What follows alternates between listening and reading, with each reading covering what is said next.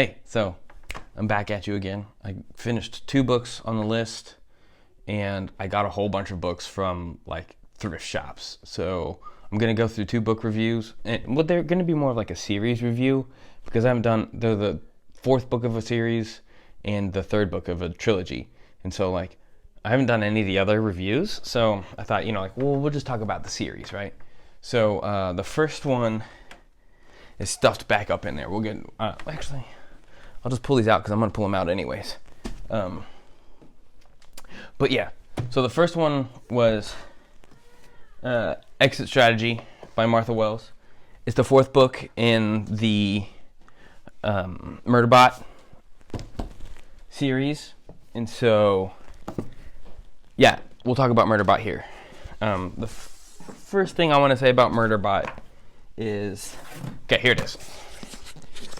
I got this really nice set. It was actually pretty decently priced on Amazon when I got it. But okay, Exit Strategies. I mean, they're super thin, like 150 pages, so it doesn't take any time to burn through these books at all, and they're worth your time. Yeah, the Murderbot Diaries, right? So this one, I think the first 4 books could really be one book, and they're just 4 different acts in the same story. The story is that Murderbot is a security robot, and the way that they're built is that they have like human parts, but like a majority of them is robot parts, and so they're not considered humans. And they have humans, and then there's like augmented humans who have like bionic stuff, and then there's the sec bots, right? Well, I want to say she, but it's not a she because it doesn't have any parts, right? So, but they explain Murderbot as having feminine, looks, and so Murderbot had hacked its governor chip, which allowed it to kind of have its own artificial intelligence without any like checks or balances from the company that ran it. And so it's on like a mission to provide security to these people who are out doing this, I think they're doing like geological surveys or something like that. And basically they get attacked, and the Murderbot basically saves their lives. And that's the premise of the first book. I mean, there's obviously more in there, and then like on through the series, Murderbot kind of like runs away and then does its own thing for a little while, and then comes back in the 4th book and is interacting with them again in the 4th book. So that's why I say like the first 4 books are basically like one story in 4 acts. I have the 5th book right here, and this one's actually a bit bigger. Let's see. Oh, it's like 350 pages. So yeah, that's probably more likely what I would have expected that 4-book series to be. One book, it'd be about 350 pages or so. But that's neither here nor there. One thing that a lot of people say about Murderbot is it's a robot that has anxiety. And I think Martha Wells does it really well. It's really fun read. It's fast, it's easy, and if you've ever read The Expanse, I feel like the Murderbot series could take place in The Expanse after you get through like book 4 or 5. You know what I mean? Like when the universe really opens up, like Murderbot could be on one of those opened up places. I'm not trying to spoil anything, but yeah, it's fabulous. Yeah, the fourth book, Murderbot goes back to the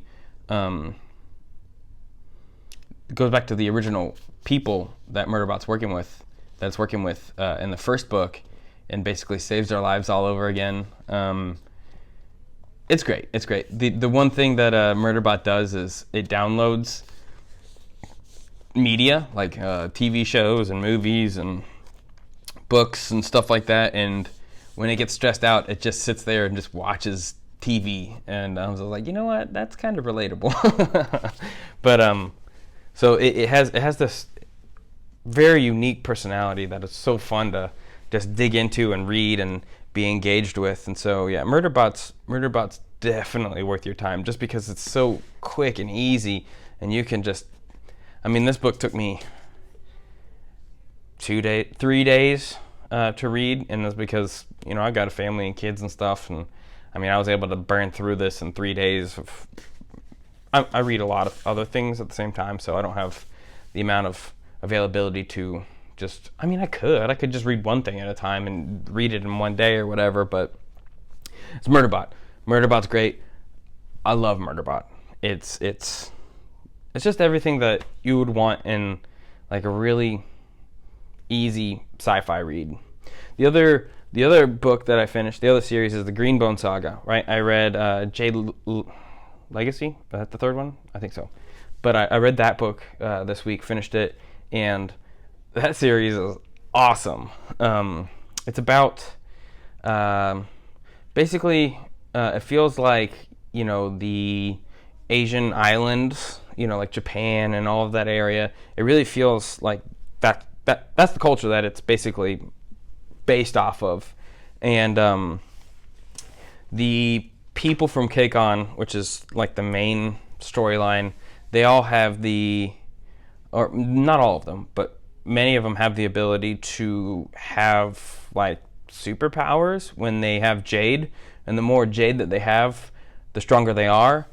However, you can overdose on Jade, and if you get too much Jade and you're not like, you know, like from a very young age, they're in these clans, right? And at a very young age, they're introduced to Jade, and they kind of build up their tolerance. And so by the time that they're adults, they can wear like bunches of it, and they're basically like mobs, right? They're like crime syndicates and like mafia and stuff like that. Super cool kind of, you know, crime boss-esque feeling to the story. There's the No Peak and there's the Mountain Clan, and they're going head to head basically throughout the whole story.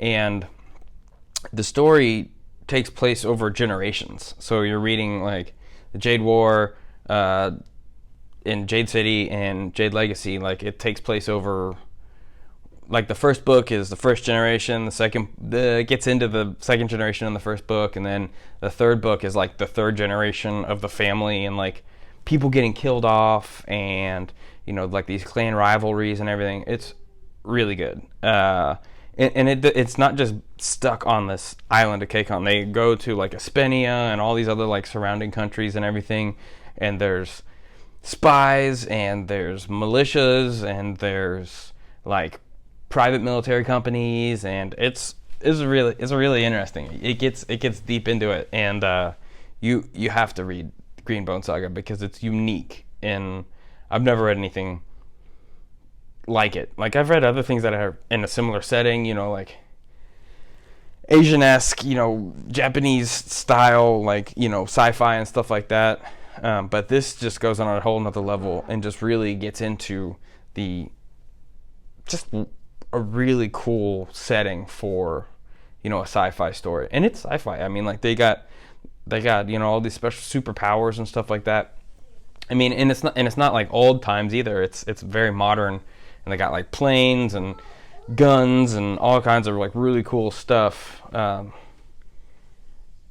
trying to think if there's like a mech suit in one of the scenes. I think that there is, but I might be mixing that with something else that I'm reading as well. But regardless, yeah, it's about clan warfare and these two families going head to head, and, you know, they keep undercutting each other, and then it's really great. The third book, which is one that I just finished, it feels like it's got multiple endings, and that the story could have ended a few times, but the author continues the story, and you're like, oh, we get a whole other section here, and it's really cool, really enjoyable. Yeah, it's just a quick little snippet. Since I didn't really review all of the books in a row, I'm not gonna try and spoil the whole series by telling you what happens in the third book if you haven't read it yet. So yeah, those are the two books that I finished this week, and I got a whole bunch of books from the thrift store. Look out! Hold on. They're gonna throw stuff at me. So I was gonna go through, and this is 90% books that I just got, plus 10% of books that I already had that I haven't read yet. So I've read everything over there. So these are the books that I'll go through the books that I just got, and then I'll show you the books that I haven't read yet. And so I'm not the kind of collector that collects books and hasn't read them, because my wife doesn't let me. She doesn't let me buy bunches of books. So the reason why I was allowed to purchase a butt ton of books just now is because I was getting them for $1 a piece at a thrift shop. And so she was like, fine, you spent $2, no big deal. So I'll show you this one. This one's Network Effect, which is the 5th book in the Murderbot series. I have the 6th book in the mail just because I know that I'm going to read those. That's one that I had before. Let's see, I had The Fall of Hyperion before. I plan on reading it. I've read Hyperion, so I need to follow it up with the sequel, of course. Let's see what else is on this table that I've had. Oh, here, and then these two right here. The Girl Next Door by Jack Ketchum. Oh my goodness, just knock everything over. It's got a little blurb on the front, which is why I bought it. It says, "The girl next door is alive. It does not just promise terror, but actually delivers it." Stephen King. So I don't know if you can read the books behind me, but there's a lot of Stephen King over there. And then The Secret of Ventriloquism by John Paget or Piaget. I don't know. I'm not French, but I was suggested this book because my friends know that I like to read horror books, and so this was suggested to me. And so those are my 4 books that I had on my shelf that I haven't read yet that I own before I did this big book haul. And so, like I said before, I'm into classic sci-fi. So there's some books here that I bought just because they were classic sci-fi, and I was like, I guess I'll read it, and then I'll get to 2 other kind of classifications. But I got The Voyage of the Space Beagle. You haven't read it? It's super short. The font's a lot smaller, but it's 200 pages. It'll be quick and easy. Decision at Duna. So that's Anne McCaffrey. So all right, I'll pick that one up. Slaughterhouse 5.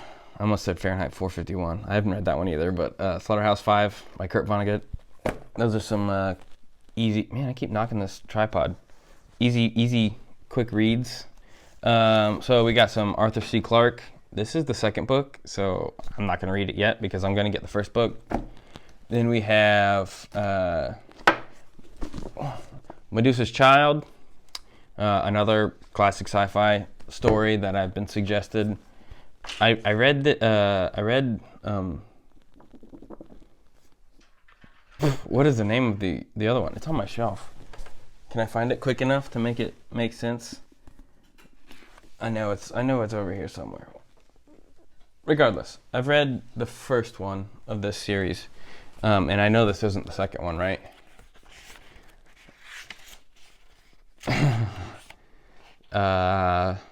No. Yeah, so I've read Ender's Game. Of course, it's Ender's Game. We got quite a few books before this one, but I was like, oh, Orson Scott Card, Ender's Game, I'll pick it up. There's some other books in here that aren't they're the 3rd or the 4th book in a series that I don't have the beginning of, but it is what it is. I wanted to get the series. Eon by Greg Bear. Suggested, I found it, and I was like, easy buy. Last Colony by John Scalzi. Yeah, classic sci-fi right there. And then we have 2 by Robert Heinlein. Time Enough for Love and Stranger in a Strange Land. So Stranger in a Strange Land might be coming up soon because I've wanted to read that for a while. So these other 2 categories that I have are something that I wanted to talk about.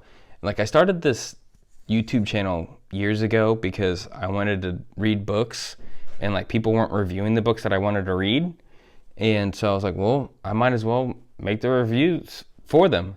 I actually did some, research on these things and one of these has like nobody talking. Well, that's not true. There's a very unique community of people who talk about these books, but they're not like popular with like booktubers. So I was like, well, I guess I could read it and see what I think about it, and whatever. So the first one is the Ring of Fire series, and this is the first book, 1632. It's about a city in 2000 in Grantville, West Virginia. And they basically get transported, the whole city gets transported back in time to 1632. And it's basically, I mean, if you can see the cover, there's like some 17th century dudes fighting against some guys in a Jeep. And it's like, I don't know, that seems like a pretty cool concept to me. And I mean, so I got 1634, which is the third book in the series. And then 1635, which I thought was the fourth book in the series, but this one is not. This one's, they have a whole nother, there's the main timeline, and then there's like a sub-timeline that happens on like a different section of the world, and it's just bizarre how massive this series is. And guys, I don't see anybody talking about it that's, the big YouTubers, the booktubers, I don't see them talking about it. So I was like, all right. Seems interesting enough that I might pick it up. And I mean, for 75 cents for that, all right, I'll at least try and give it a read. If it's not my cup of tea, then it's not my cup of tea. And then the other one I have, which I read a long time ago, was the Honor Harrington series. On Basilisk Station is the first book in that series. And so I have The Honor of the Queen, and Field of Dishonor, which are later books in that series. I don't have plans of putting this on my TBR anytime soon, but I mean, when you're picking up books for 25 cents, it's kind of like, oh yeah, I remember that. I'll give it another shot. I didn't dislike the first book in the series. I just, read it and I was like, oh, okay, that's interesting. Okay, this is going to show you how nerdy I am. I think I was at a board game convention, and there were people there that had a booth, and they were in some kind of space fleet costume, and I was like, what is going on here? So I went up and I talked to them, and they're like, oh yeah, we're really into this book series, and we have a big fan group that gets together, and we LARP and stuff. And I was just like, well, I don't know about that, but I'll check the book series out. And the first book was fine. I actually enjoyed reading it. But I didn't enjoy it enough to be like, oh my gosh, this is my next book to read. So eventually, I mean, who does that remind you of any famous musician? Maybe, I don't know. That's silly. But yeah, David Weber. These other books are by David Weber too, but they're in different series, and I don't know off the top of my head which series these are from, but this one's got knights on a wall and a giant dragon shooting electricity out of its beak, and I'm like, all right, I'll take a look, all right. But it's the third book in the series. I didn't know when I was buying it. I mean, I guess I could have looked here and been like, oh, look at this. This is the third book in the series. But, I mean, whatever. And then Heirs of the Empire, which is a part of an entirely different series as well. It looks like it could be, Honorverse. It says Honor Harrington right up here. But if you read closer, it says by the author of Honor Harrington. And you're like, oh, so it's not part of the Honorverse. Whatever. It is what it is, right? You can't really go wrong with that. So, I started Knife of Dreams. I'm reading Knife of Dreams. I'm 25% of the way into it. And if you're familiar at all with Wheel of Time, let me just grab one off the shelf here. These are the Wheel of Time books. They're hefty, chunky boys, right? So excuse me. This one's 800 pages, so it's gonna take me about a week and a half to get through that. We'll see. I'm probably gonna end up picking up Network Effect. And if it's not Network Effect, then it's going to be like Eon or Stranger in a Strange Land or Slaughterhouse 5, you know, one of these books that I have on my shelf that I need to read that I haven't read yet. So, yeah, that was a little 2 book reviews and a book haul within 20 minutes. Like, you're getting your money's worth when you watch my videos, I guess, but it is what it is, you know. I'm not gonna spoil stuff. Yeah, so until next time, back to the book.